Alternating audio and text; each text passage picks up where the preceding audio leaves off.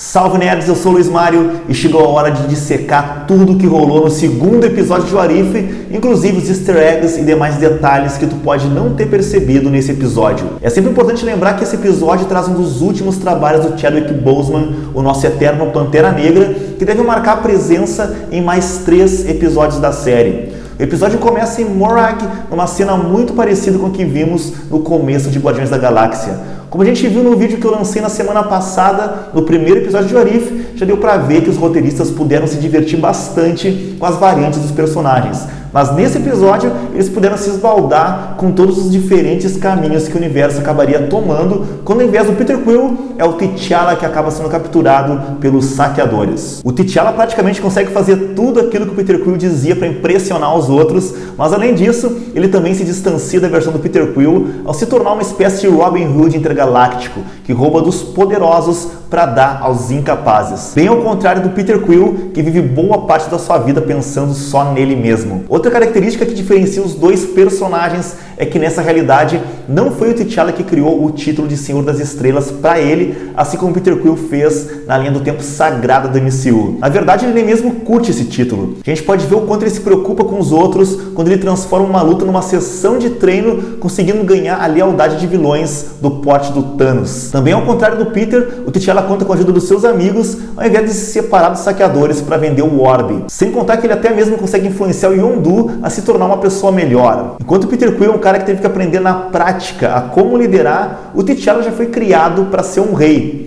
Ele diz para o Yondu que se as coisas fossem como nos velhos tempos, ele só teria metade dos dentes. Isso porque em Guardiões da Galáxia, o Yondu tinha vários dentes postiços, algo que ele acabou não precisando nessa realidade alternativa. A nave do T'Challa tem o nome de Mandela, em homenagem ao presidente sul-africano e ativista dos direitos humanos Nelson Mandela, que pelo visto parece ser um personagem inspirador para o T'Challa. O flashback nos leva para 1988, 4 anos antes do flashback no começo do filme do Pantera Negra. No filme, o rei T'Chaka enviou seu irmão para o ocidente como espião, isso porque ele não confiava na galera do estrangeiro. É interessante notar que na linha do tempo sagrada, a gente pode ver como que essas questões diplomáticas acabaram influenciando o T'Challa. Mais adiante, a gente vê a lança do T'Challa perfurar o escudo da cidade, que é a proteção holográfica que torna Wakanda invisível para o resto do mundo. E é claro, a abdução do T'Challa é uma recriação frame a frame do que vimos em Guardiões da Galáxia. Na próxima cena, nós vemos alguns personagens emblemáticos do filme dos Guardiões, como literalmente grande Taserface, e descobrir o porquê do Yondu aceitar o T'Challa na tripulação. Até porque nesse ponto da história ele já estava cansado por ter capturado um monte de crianças que seriam assassinadas pelo Ego, o planeta vivo. Ele iria acabar poupando a vida da próxima criança que ele capturasse, não importa quem ela fosse. Vemos Josh Brolin voltando com uma versão paz e amor do Thanos, e o T'Challa dá um show de moral ao dizer que algumas vezes a melhor arma do nosso arsenal é apenas um bom argumento. No bar nós vemos o Drax contar como foi que o T'Challa salvou a sua família do terrível Ronan, assim como a marca registrada dele, que é a sua honestidade exagerada, e também a Nebula, que parece ter passado por algumas mudanças nessa linha do tempo. Aparentemente, o T'Challa conseguiu impedir que o Thanos torturasse a sua filha, já que agora ela consegue cultivar uma longa cabeleira loira, apesar de ainda ter um olho artificial. O T'Challa ainda usa um colar feito com a ponta da sua lança de vibranium em volta do pescoço, assim como o Peter mantinha o seu Walkman como lembrança da Terra. E assim como aconteceu com o Peter, ele também foi alvo de uma mentira do Yondu, que havia lhe falado que o Wakanda, assim como a sua família, teria sido totalmente destruída, e por isso o T'Challa não teria uma terra natal para retornar. Mais tarde nós fomos apresentados a algo conhecido como Fagulhas da Gênese, uma força capaz de acabar com a fome em toda a galáxia, e que deve ter sido a forma pelo qual o T'Challa foi capaz de convencer o Thanos que haveria outra forma de alocar os recursos do universo. Também descobrimos que o Coletor é o novo grande vilão do universo, preenchendo o vácuo de poder deixado pelo Thanos, e isso é totalmente possível. Apesar de não terem falado muito sobre isso nos filmes, tanto o Coletor quanto seu irmão, Grão-Mestre, são anciões do universo.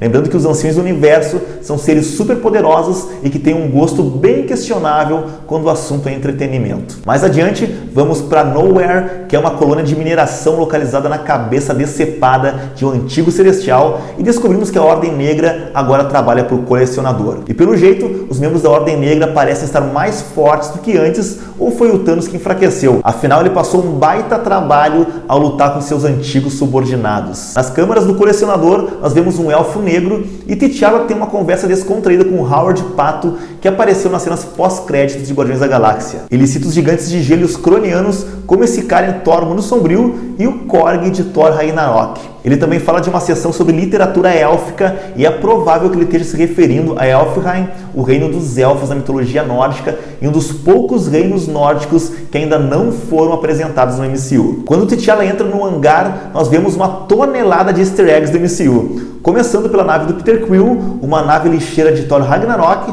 também vemos o Quinjet do filme da Capitã Marvel e até mesmo uma X-Wing de Star Wars. Logo abaixo vemos o Star Blaster usado pela Nova Corps em Guardiões da Galáxia e mais abaixo temos a nave de festas do Grão-Mestre e também no canto nós vemos a nave quântica que vimos em Homem-Formiga e a Vespa. E aí do nada o colar do T'Challa ativa uma versão espacial do Royal Talon Fighter de Wakanda que foi capturada após o rei T'Chaka realocar os seus recursos para explorar o espaço em busca do seu filho. Nas HQs tem um arco chamado o Império Intergaláctico de Wakanda que eu recomendo muito que vocês deem uma olhada. Inclusive, eu coloquei o link aqui na descrição para quem quiser conhecer de perto essa história. Ao entrar na nave, o T'Challa vê uma mensagem do seu pai que diz que vai procurar pelo filho até achá-lo, seja neste plano ou no próximo. Lembrando que na cultura de Wakanda, os nobres de sangue real são capazes de existirem após a morte.